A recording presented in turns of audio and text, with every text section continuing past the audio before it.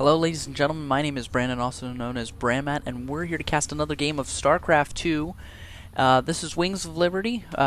Still no Heart of the Swarm replays coming out just yet, but I will be getting them to you. Players are starting to slowly release those replays, but until then, I'm going to continue casting Wings of Liberty, and today we have Team ROOTCatZ spawning as our yellow zerg player up here in the top right-hand corner of Cloud Kingdom. While down here in the bottom left-hand corner, spawning as our green terran player is Team Empire's Beasty. So this is a replay that was put out recently by CatZ on the Team Root website, and wanted to go check it out and see what goes on here. CatZ is an interesting streamer. If anybody has not been checking him out recently, as of recording this, he's been doing quite a bit of Heart of the Swarm replay casting, and here we see four drones going out, so this is kind of weird. So we have 1, 2, 3, 4. It looks like they'll all be heading across the map, unless this is some giant mistake. CatZ is going for something kind of weird here. So we see that up here in his base, he only has a total of 1, 2, 3, 4, 5, 6, 7, 8 drones mining. 6 or 7? 7 drones mining. So he's sending all these other drones out over to Beasty's base, and it looks like Beasty's not exactly going to be prepared for this. This barracks is going to not go down, but the SCV might. SCV being pulled off quite quickly. This barracks is going to take a bunch of damage here, and this might actually become a hatchery here as well. Nope. That drone will be pulling back here. We see these SCVs starting to pull in and try to attack on their own. SCVs have the advantage that they're able to repair themselves, so they're able to last longer. But if CatZ micro is good enough here, this could be quite devastating. We see that these SCVs still here, getting ready to continue building this barracks. These barracks is taking quite a bit of damage. This is quite a surprise to see out of CatZ, completely unexpected here. This supply depot is able to go off, blocking out these drones. These drones will continue to deal damage to these supply depots, and 2 more, looks like, will be pulling back to the base. This Overlord Scout is coming out here and will be able to peek into the base, see if anything else is going on here. Beasty doing a good job in defending that off, but that was an interesting play there by CatZ, pulling off a really early, it looks like not an all-in worker rush, but able to pull off some of his workers while maintaining a drone count, and a spawning pool going up here now as well, almost halfway done, also getting that first extractor as well. The first Marines will be starting to pump out here for Beasty, and yeah, again, really weird situation it looks like. CatZ just popping out and continuing to drone, though. He didn't all in. He made sure to be diligent about constantly getting drones here, so he isn't supply blocked. He is still getting a fairly good income. If we look at the income tabs, he is behind by quite a margin than Beasty, but nonetheless, he was able to keep up fairly well there. We do see 3 Marines out on the field now for Beasty, but 0 Zerglings out just yet. If we look at the production tab, he is still getting 0. He has no Zerglings coming on the way just yet. He is getting the Roach Warren out. These Marines are heading, they did check at the Zelnaga Tower, seeing nothing's coming just yet for CatZ, and we'll be heading up here in the top right-hand location, the only other spawn location on this map, to check around for CatZ. CatZ not yet taking that early base that Zergs typically take, but with that early worker rush, quite an change in income there, getting a lot lower income. This queen being placed at the front here will be able to do quite a bit of damage to any incoming forces, such as 3 Marines.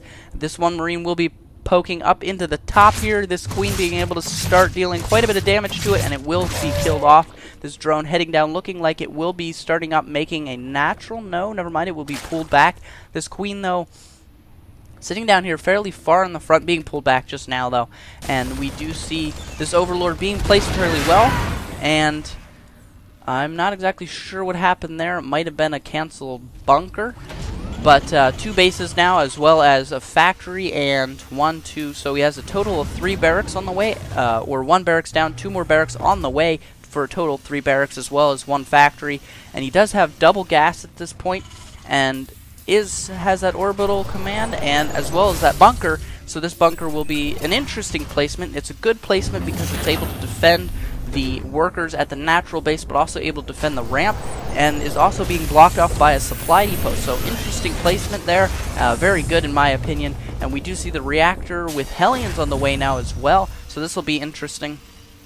This Overlord placement very good because it's able to be up here on the plateau and it's able to see down and especially see these gases and scout out, occasionally poke out. Typically an army will sit here, so it's just best for scouting up in this position.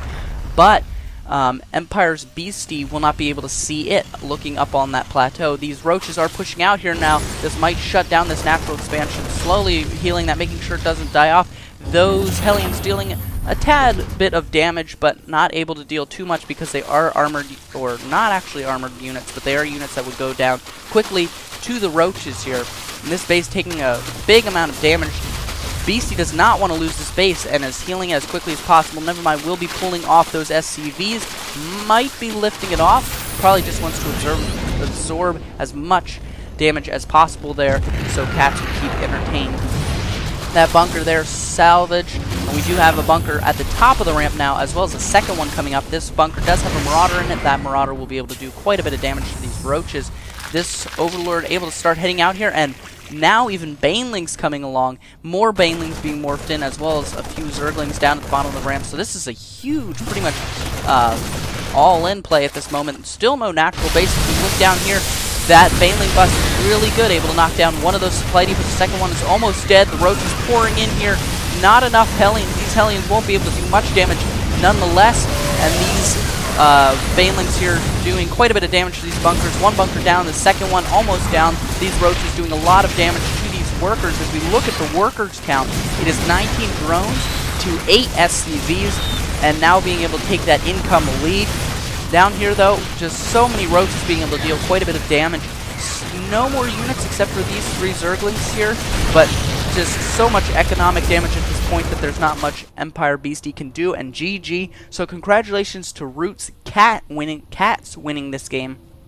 Very interesting game for him, because he was, again, doing that very early worker rush, very unexpected, and didn't work out exactly, but he pulled in a ton of roaches, Banelings, Zerglings, able to knock down a wall there and deal a ton of damage to Empire's Beasty. So congratulations to both the players in this game, and to CatZ, more importantly, for winning this game.